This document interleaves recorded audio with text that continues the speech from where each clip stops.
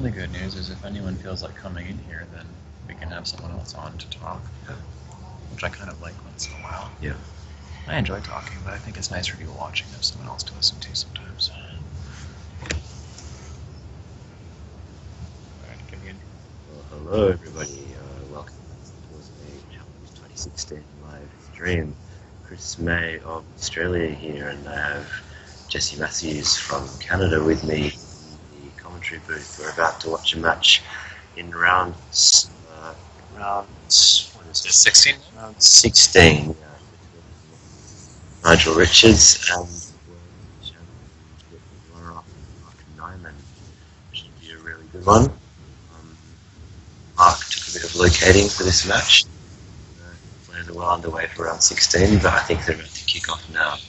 They are indeed, and for anyone who knows, as Mark is used to do a cigarette rounds back at the World Championships in summer. He played, I think it was 11 minutes or something like this. Perhaps even less than that, and he won handily. I think I have the all-time record for that, though. Okay. Starting with minus 7 minutes, 47 seconds overtime on my clock. You won. It was an ABSP tournament game. They actually changed the rules since then to start. Yeah, after you get to 0, Yeah, but start. I'm up to 10 minutes overtime. Wow. But not my finest moment. But he's still fun, so it's okay. Imagine if you won. So, with that victory over Nigel in round 15, Jesse Davis brought Nigel to the field yet again and bought himself a fifth match with Nigel in round 17. See after this. But Jesse still heads the pack, 11 wins and a 7-5-9 margin with both the current players. Mark with him on 11 wins. But we have back on 10.5. Then it's David Eldar, Russell Honeybun, and Cholapat, all on 10. David Wigan on 9.5, and they're the top 8 in the field, all within 1.5 games of each other. So at the one-third stage through the tournament, it's extremely tight, with many of the names you'd expect very high in the standings. And other very, very strong players, not that far back on 9 and 8, even 8 is well in the hunt here. So we've got some tiles and racks. It's Nigel to kick off. Sorry, beg your pardon, it's Mark to kick off, according to the arrow. And he's got the kind of rack that you wish you were going second with. That is. Now, I'm looking at options like Limbo on the rack and just wondering where it's being played.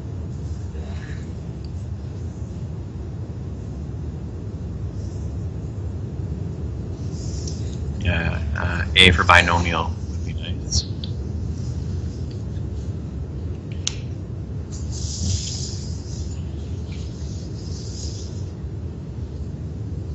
Hi Jason, yeah, I'm really not sure what's going on with the internet, to be honest. I've talked to our producer about this all day. He insists that he's dealt with it each time I've talked to him, and then I hear from you guys. I mentioned again that it's still not working.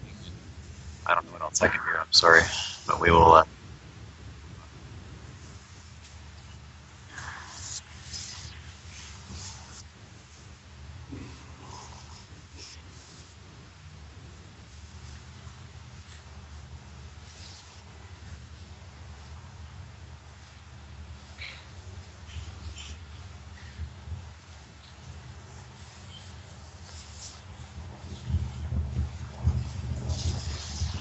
Mark doing what we saw Jesse doing earlier, which is isolating the tiles he's thinking of playing from the others on his rack.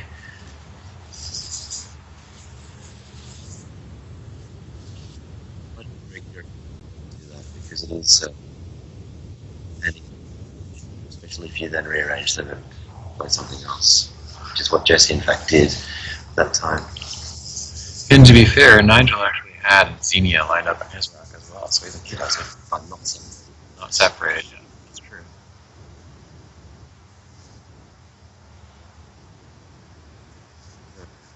It's hoping for a short opening play here. I have to say, regardless of that sim result, Bob is not an attractive option to me with that lead. I don't think the 5-tile lead is enough to justify sacrificing the points for Steve success.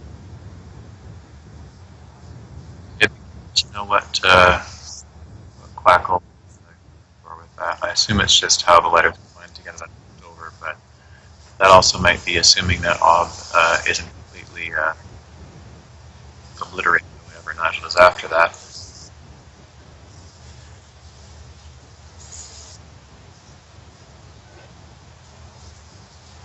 A little too long now on this first turn. Yeah, You know, overkill. it's not an obvious choice at all, but it's not a 4-minute play.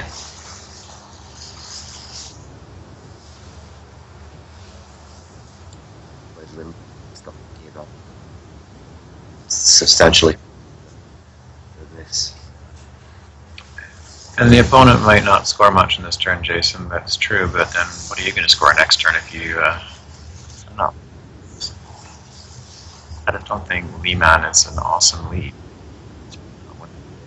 It's going to mature well with an A draw. Without an A draw, I don't know. Maybe Bingo's. Okay, I really don't know. I wouldn't do albino. I certainly wouldn't do that. I think that's it. Mark does this from time to time.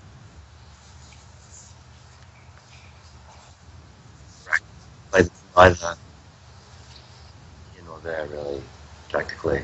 Like, conventional wisdom doesn't really point to albino in any way. A strong 2-tile lead is better than a strong 1-tile lead. And he gets the limbo. A-N is wonderful. Anything could happen.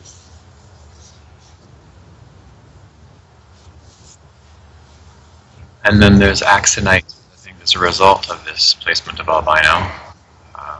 Maybe that isn't the play he'll make, but that's immediately there as a lot of points, if not just XI and Axe or something.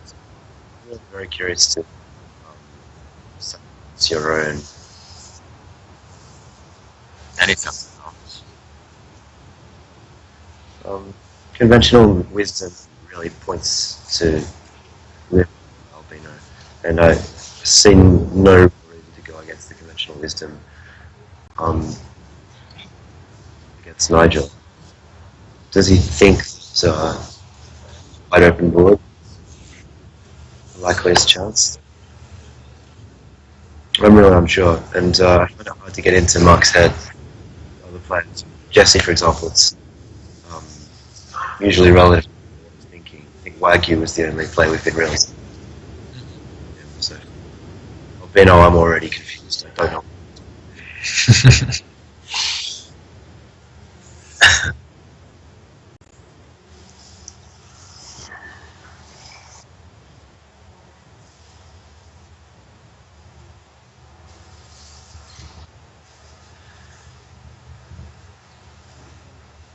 Nigel content to just play XI off and keep a good bingo core, and he has drawn the blank, so you can expect a bingo from him, I think, next time.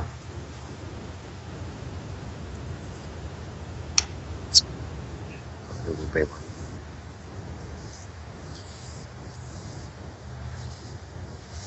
I'm inclined to agree with not liking albino, certainly.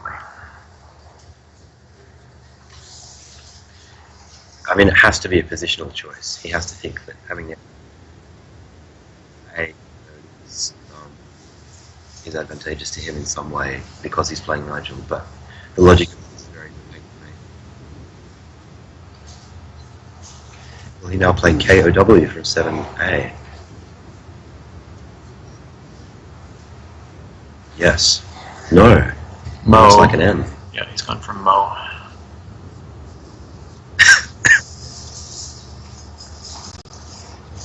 Again, I just don't know what to think about that. MENT is the bingo leave that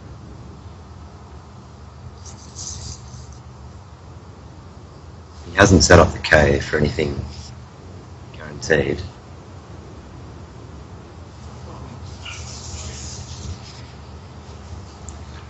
And I just feel like it's well, I'm just very confused by it. He must have a reason for choosing it, but I have no idea whatsoever what that reason could be.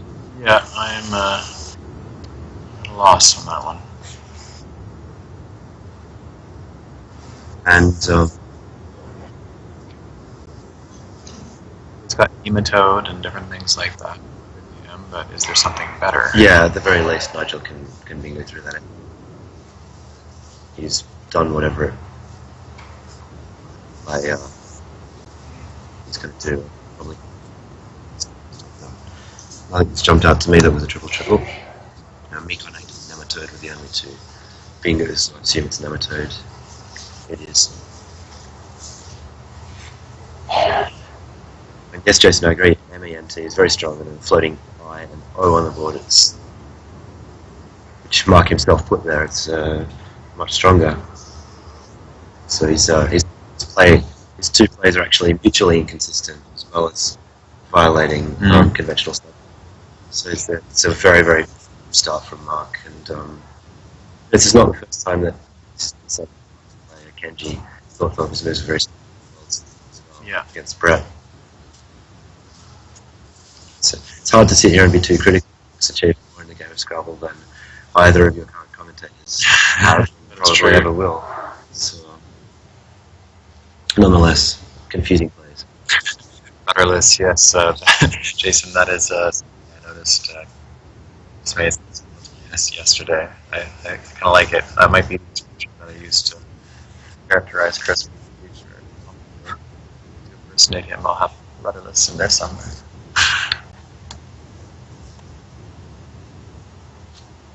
I stand by it. I like it. It's just an interesting choice of words. Nice. Kent, yeah, I think that's straightforward enough.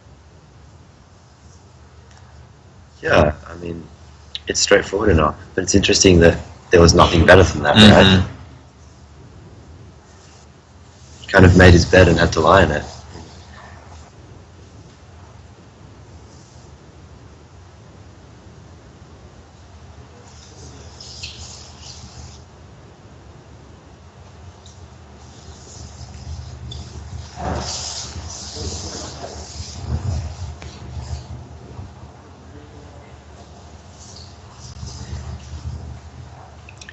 Favette.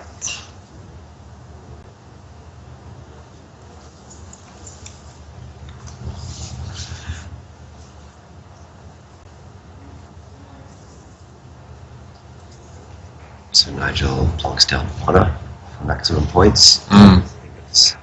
I hadn't actually noticed it, but it looks like a straightforward choice. And what do you have left over? UA or something like this? UA, the gap back the tile is to make this rack into a bingo.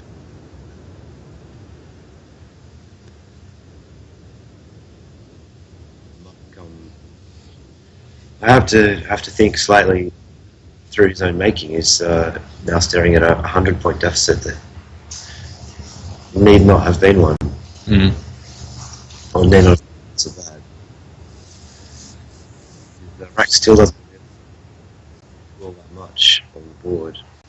It's not just that makes a 7, does it not? Yep.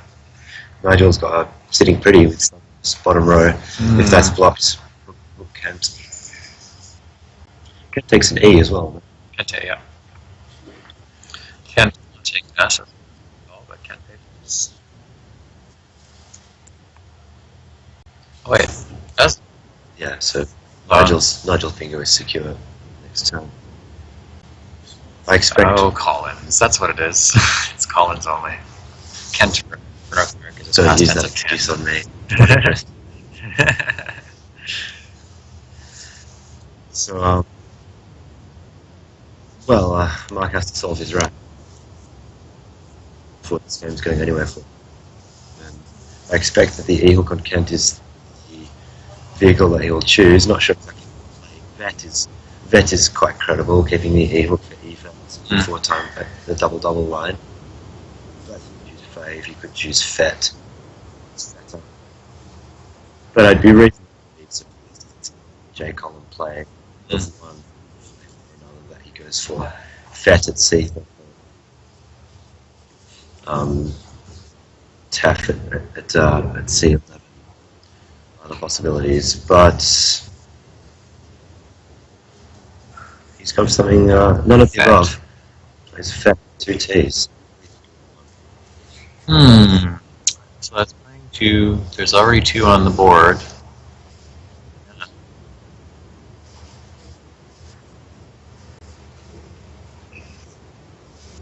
Jason, I was wondering about not putting the U in it myself, but I'm assuming it was because you didn't want to leave a triple slotted down there with the R in second position. That's all I can think of as to why he wouldn't have. Might have been a little bit spooked. Yeah. It's not. It's that triple.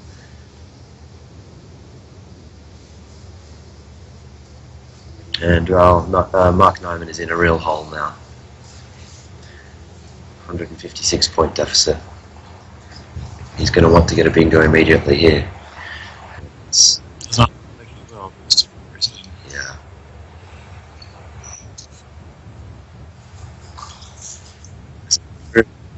Seventh tile on Mark's rank when you get a second.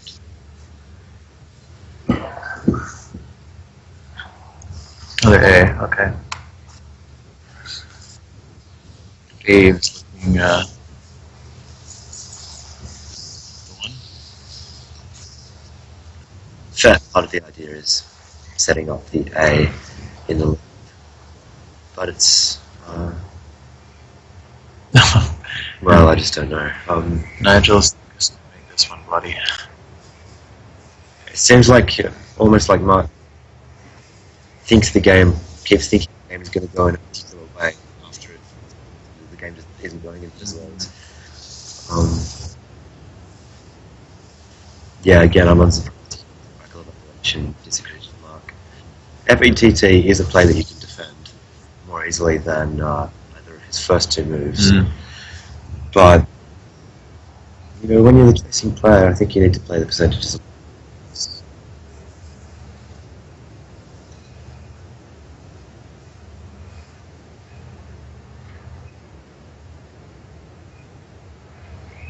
I guess he's stuck with playing Fave. Playing Fave in some form. Column. Yeah.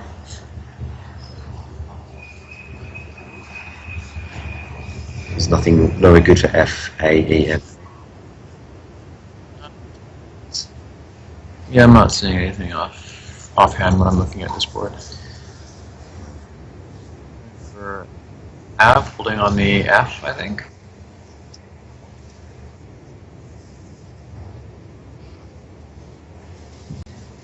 Well, interesting. Forks the board. Very interesting choices, I have to say. Well, the F keep is canny in this situation. So it's got that kiff hook for a big score. Dump it as a fishing. So, and of course it hooks the A. And at this stage of the game, he's a bit desperate, so you can sort of get just there. But yeah, it's all a bit ugly. The F is really friendly at time. No, I'm sort of coming around to it. I get that play. I don't think.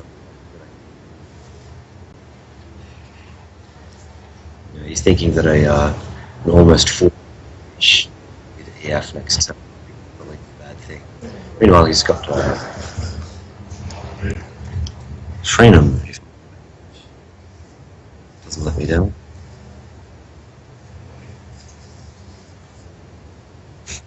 Looking at that rack and seeing with a few more letters, but I think that's just a proper name. Oh, it does work, okay. Yeah.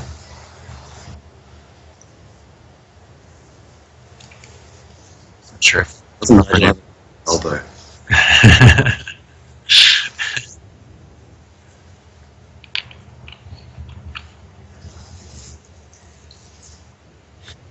maybe this is the start of Mark Nyman. The F Freenham plays for a handy score. And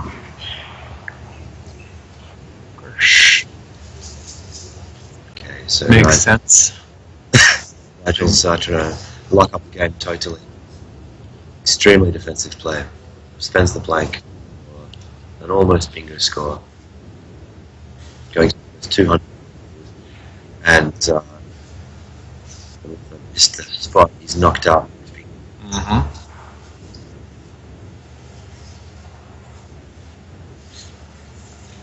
So unhappy days for Mark Nyman. He's not going to really want to make that Kiff hook because it doesn't lead his rack anywhere, and also Kiff doesn't take it as it doesn't open the line.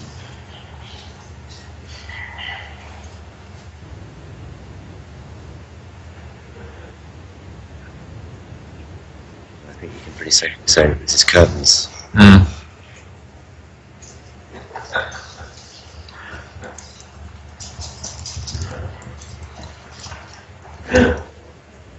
I don't know if till now I have watched a game here yet where I disagree with every single move on someone's side.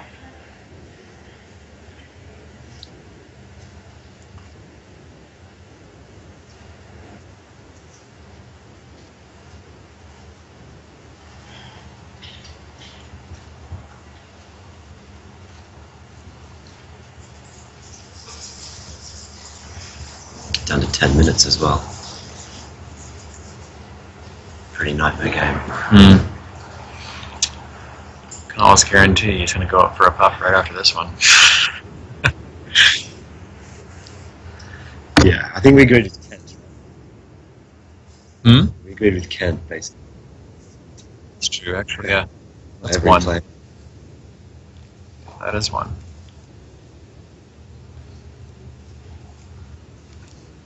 Yeah. He really needs to turn his attentions to spread bin. Yep. Yeah. You can forget the win. And that really means playing sensibly and getting a bingo. Jason Katz-Brown is telling us we shouldn't agree with Kent. To be honest, we didn't get much of a look at the board on Kent, so I don't think I... Yeah. So he's just going to go with Neff and Kiff. Yeah. Take points. Hoping that a bingo will show up. But there is no way that Mark Nyman in this game.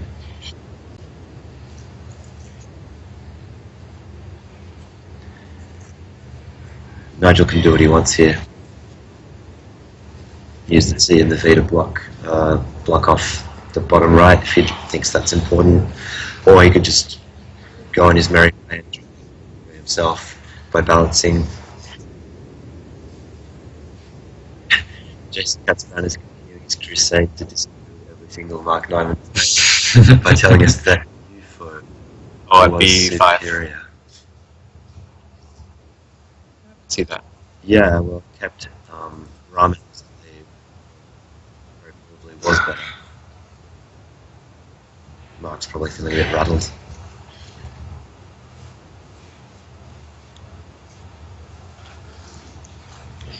And of course, Jason, we're commentating without Quackle. We're not using it to generate plays, so do keep chiming in if you see stuff that we're missing.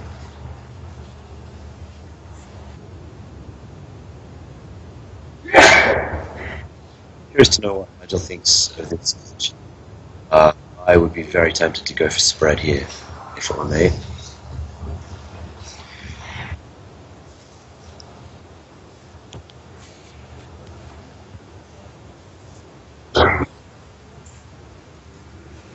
And I guess that would mean splitting up the awkward consonant pairs on my rack as a top priority.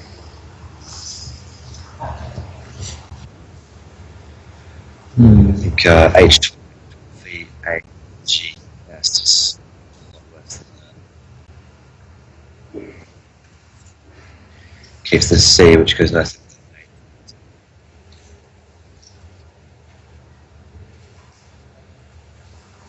But that's just one suggestion. There are loads of candidate plays on this board. Save and just burn off some tiles and push it closer to the end of the game.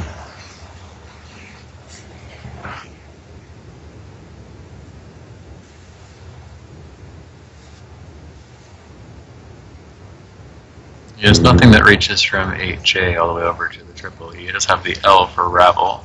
Might want to keep that on him.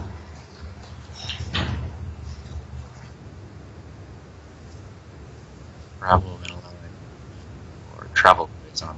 So he will likely be trying to find something that doesn't get rid of at least a few of those, so he can make a few turns of building sequences on that end board.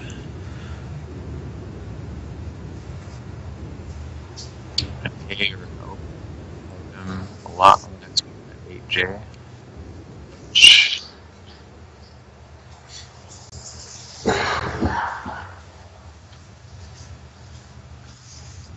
21 of 44 unseen tiles or vowel.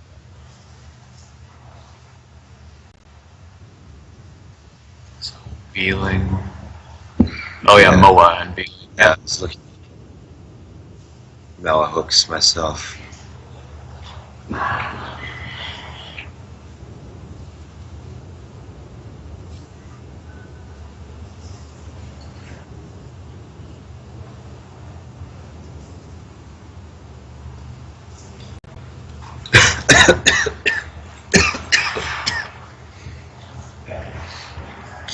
It's really an enviable position for Nigel. There are almost no bad plays available to him.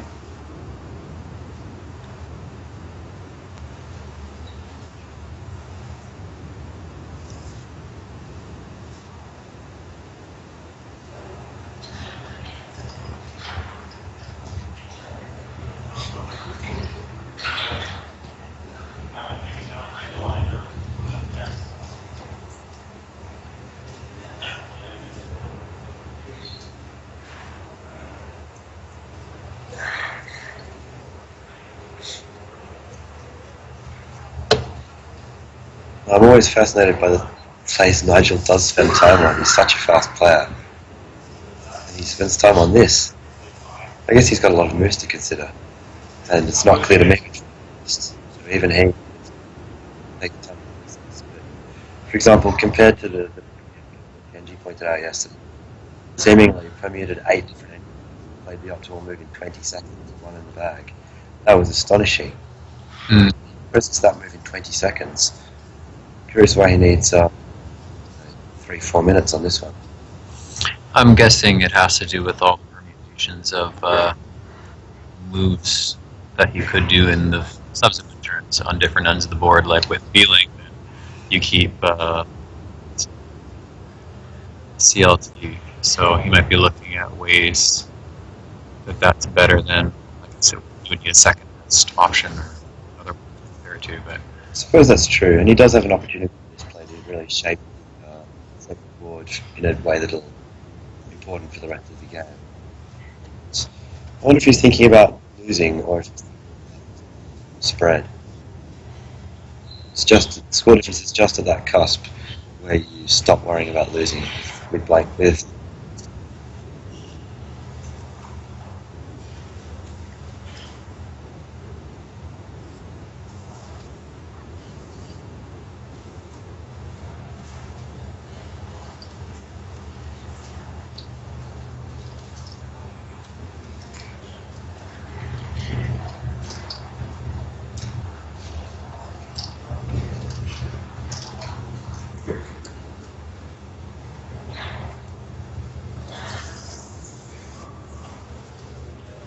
So can we expect a bizarro play? I hope so.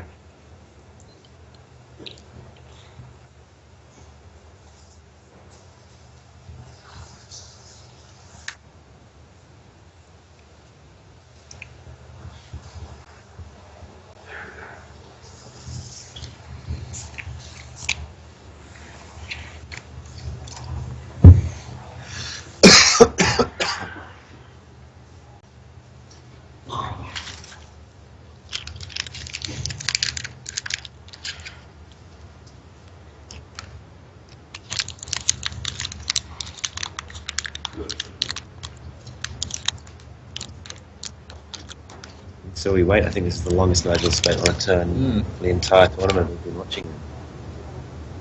It's on a turn where he really cannot lose the game, basically. It would be just astonishingly unlikely. frozen. Yeah, we're frozen again. That's why it's doing that. That's something I understand. Okay, frozen here.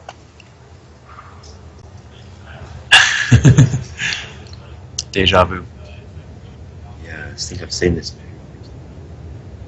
Oh, there's a ton of shows that have been played since we saw The Boy. Yeah. Sorry, what's happening today?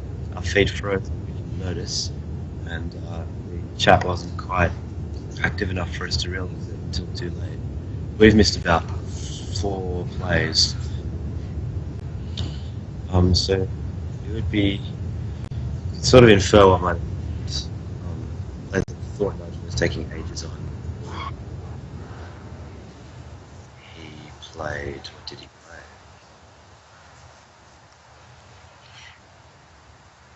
Tech of Krush, just to really completely shut the board down.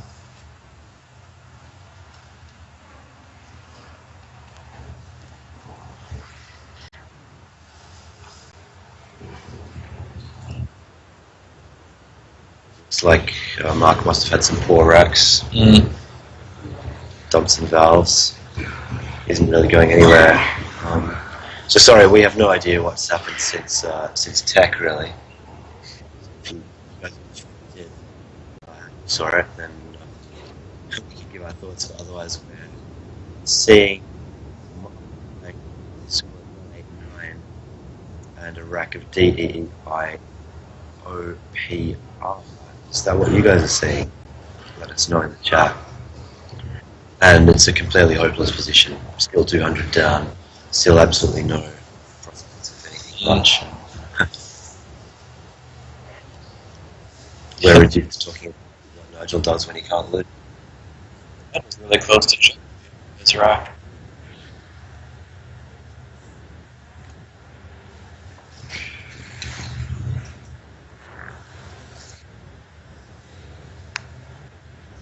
E for Jade, things similar like that. So I'm guessing from Jason's comment that Nigel kept the J back on that turn when he played Gravy. Yeah.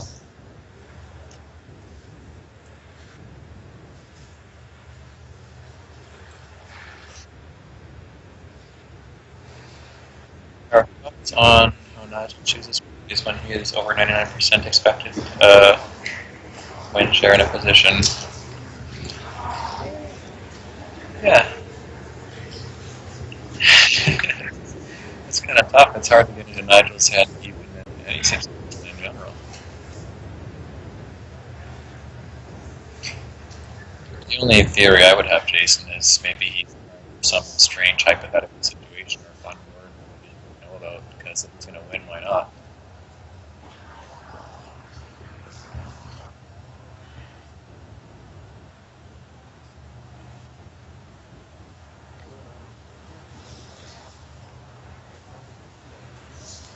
Yeah, I don't have an answer for you. It's one of several mysteries in Nigel's play. His choices when he has big leads. I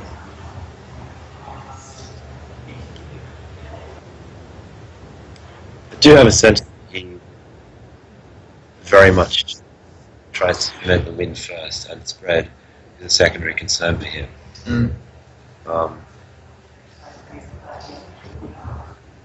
And actually the theory of maximizing spread is not always that clearly understood by anyone really. People can easily say, "Oh, such as spread," but it's actually a very different concept to going for the win, and it's not always clear what sort of play will maximize spread. Mm-hmm. No, it is a point of consideration there, Jason, that he plays here in a number of ways. Anything off the top of my head, though, where at least compared to Quackle's metric, Nigel's being spectacular. Quackle pick up. I'm thinking back to Prague when I'm trying to think, he made a play that looked really weird until someone realized that he was going for a 2-tile draw that would give him an unblockable bingo. I can't remember the exact scenario, but That was cool, yeah. But in that sense, Nigel has a heuristic beyond traditional computer thinking. So there expert players that we know are basically mini Quackle, just not with perfect whip knowledge. Nigel's on being, a rudimentary version of Quackle. Whatever as computational as might be, it's really complex.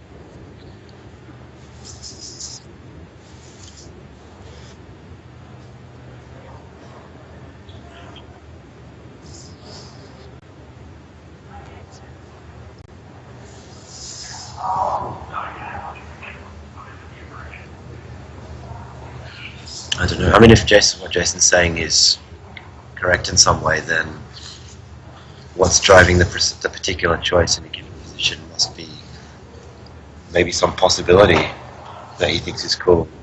That's what I was saying earlier. Yeah, some extra game factor. Yeah. I was saying earlier too, that it might just be he's going for some strange thing that we like to never come up, but might not anyway. It's hard to say, Jason, really.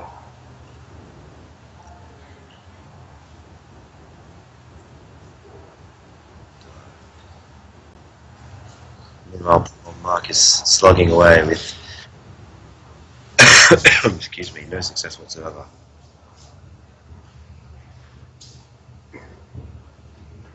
With 7 in the bag. Just to still try and get a bingo. What's he going to do? Something like bits? Yeah, it did. Wondering if he could use the Z to string open another line somewhere else. In fact, there's barely any bingo lines anywhere on the board, so yeah, why not take those? So the thing with bits too is that even though it's likely to get blocked, it leaves the Z on the line to potentially get a miracle destroy back in the game. It's not going to stay, but I mean, if you're why not? By the way, Jason, I missed. Well, where are you in the world these days? Oh, I haven't seen him in a little while. I think the last time I actually saw Jason was at Chris Patrick and Casey Morgan's wedding. That was 2 years ago.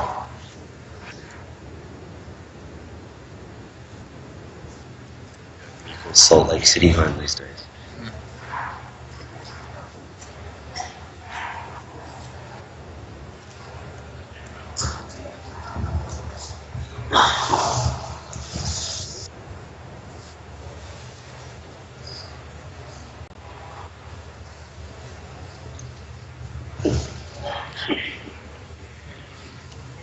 I'd love to get the Quackle view back to have a look at this pre-end game from Nigel's point of view, if we could.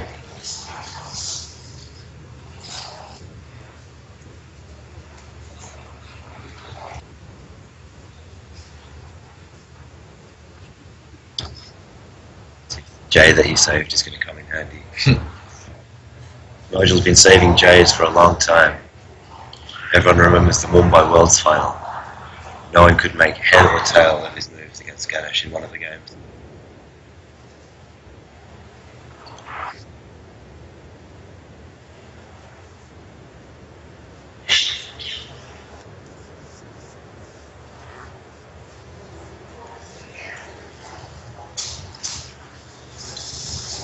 Stream's gone down again.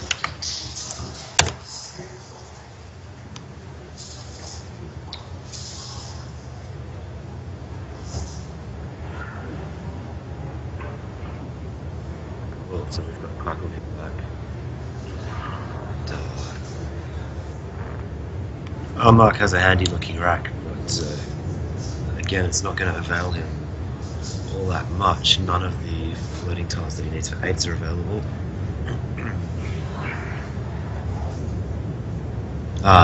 Jason's taking up my comment. It's funny, Jason, I've been back to that final a couple of times because it really stuck in my mind as well. Every time I've gone back, more and more Nigel plays from the 3 games. I was absolutely mystified when it was happening. And I think it's down to only 2 or 3 moves. So maybe our collective knowledge will have moved on far enough in years that we'll know who's thinking in 2007 completely. But it's also possible that there are some completely wacky moves out there. We shouldn't. He makes far fewer mistakes and far less serious mistakes than any other human. That's not to say that he makes perfect plays all the time. He has to make judgment calls.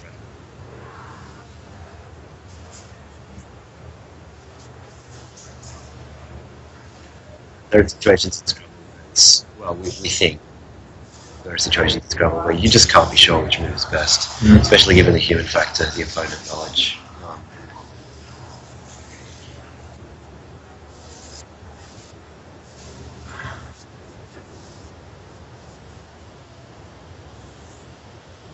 I'm really not sure what to say about this game. It's been one-sided, and Nigel's had the better of the letters without question. Not by far, in fact. But some of that is really his fault. Your early play is really crucial. Scrabble is not a game where you can think that strategic factors are important. The game takes shape and there's a clear chasing player and a clear leading player. And I really think that Mark missed a couple of tricks early on. Very confusing play. I'm not sure what the strategy was. And keeping the K back instead of the M, absolutely bizarre to me. Can't think my way through it at all. FETT, AVA. I think they're both defendable, but I also question them. I don't think I would have played either one. And I think most top players. The game was already quite hard to win at that stage. But that's no reason. Otherwise, I never got to meet Ong. Ong Suan. I never met her. Your loss and her loss got to have met you. Two wonderful Scrabble players. Well, thank you. I got to watch from afar, and I wasn't quite into the college because in North America it wasn't quite so easy to play without the world. She has been known to drop by court like a player, so I'm not sure where in the world she is at the moment. She wants to be in Malaysia. I would love to meet you. Yeah.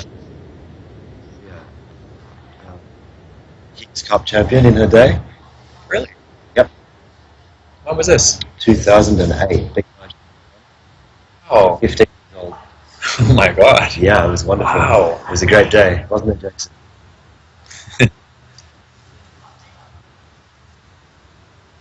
Beat him 2-0.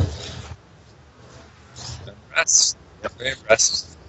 Yeah, I remember a little bit that I got to see her play, and what I'd heard from people is she was a rising star at that time. Very, very strong.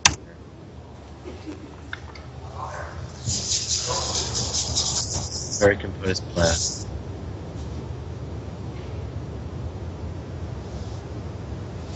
It's like, I'm not quite sure if I'm hallucinating something in this game. Also, our stream is frozen 3 times, which hasn't helped. Yeah. Our insights probably have been less than insightful. Talk to the production team about what's happening with the internet because it is noticeably it's around. So I'm personally quite relieved that this game is over. I don't know what to say about most of it. Yeah. It was so one-sided. So we're going to go off the air here. I don't think we can bring that one. Let's see if we can bring it up. I'm going to take a wild guess and say it's Jesse Day. It will be Jesse. Oh my god. 5th time in the tournament. Alright, so we're back with Nigel and Jesse on board 1 after break 421. So in about 10 minutes, we'll be back here this round at Causeway. Until then, talk to you soon.